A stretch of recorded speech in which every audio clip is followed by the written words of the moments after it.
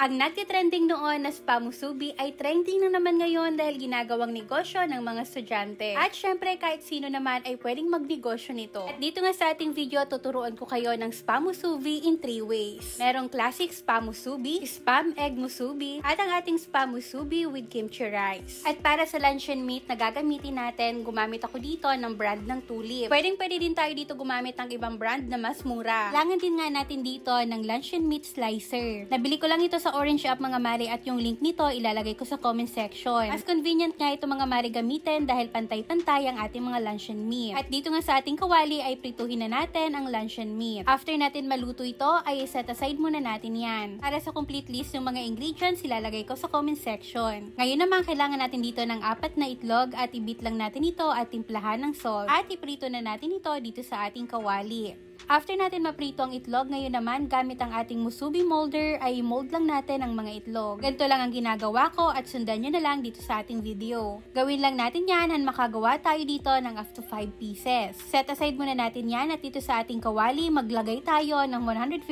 grams ng ating kimchi. After that, maglalagay naman tayo dito ng 4 cups of rice. At pagkatapos, haluin lang natin ito ng maigi. O diba, napaka-easy lang after natin mahalo ito ay meron na tayong kimchi rice. Perfect nga ito at masarap talaga i-partner sa spam. Para sa ating teriyaki sauce naman, kailangan natin dito ng 1 cup ng water, 1/2 cup ng soy sauce, 1/2 cup naman ng sweet style na ketchup, at 1/3 cup naman ng asukal. At titimplahan lang natin ito ng black pepper. Haluin lang natin ito ng maigi at pagkatapos lutuin natin over low-medium heat hanggang mag-thicken na ito. Migin muna natin yan at set aside. Sa pagbalot naman nito, kailangan natin dito ng cling wrap at kailangan din natin dito ng nori. Ngayon naman dito sa gitna, ilagay natin ang musubi molder. Maglalagay lang tayo dito ng 4 tablespoon ng ating rice. After that, i-flatten lang natin ito at alisin na ang molder. Ngayon naman mga mare, dito tayo maglalagay ng ating teriyaki sauce. At ilagay na natin ang spam or luncheon meat. At i-wrap na natin ito. Sundan nyo lang ang ginagawa ko dito sa ating video. At ayan, meron na tayong classic spam musubi. Para naman sa ating spam egg musubi, same procedure lang din ang gagawin natin. Pero this time, naglagay tayo ng egg. I-wrap na natin ito ng seaweed at pagkatapos ay ibalot na natin. Ngayon naman ay gagawa tayo ng ating spam musubi with kimchi rice. Same procedure lang din ang ginawa natin sa paglagay ng kanin. I-mold lang natin ito at pagkatapos maglalagay na tayo dito ng ating teriyaki sauce. At isunod na din natin ang luncheon meat or spam. Palutin ulit ito ng seaweed at pagkatapos ay i-wrap na natin. At ayan, meron na tayong masarap na spam musubi with kimchi rice. Kaya naman kung estudyante ka, nanay na gustong magnegosyo kahit nasa bahay lang, na kumari subukan mo to. Pwede nating ibenta ng 40 to 55 pesos. Subukan nyo din yung ginawa natin na teriyaki sauce recipe dahil sobrang sarap nun. Sobrang galing din talaga ng mga estudyante ngayon dahil akalain mo yung masarap na spa musubi ay binebenta nila para naman merong income. At yung mga gamit pala sa paggawa nito ay ilalagay ko sa comment section para hindi na kayong maghanap pa. Kasi nga ditong nabili ko ang isolated bag kung saan ilalagay natin dito ang ating mga spa musubi para hindi gaanong lumamig ito. At ayan mga mare, marami din tayong nagawa kaya naman eto at ibebenta na natin. Kaya naman eto na yung sign para simulan mo na ang spa musubi business mo. Kaya naman kung gusto mo pa ng ganito mga pang negosyo idea, dessert at ulam recipe, follow for more.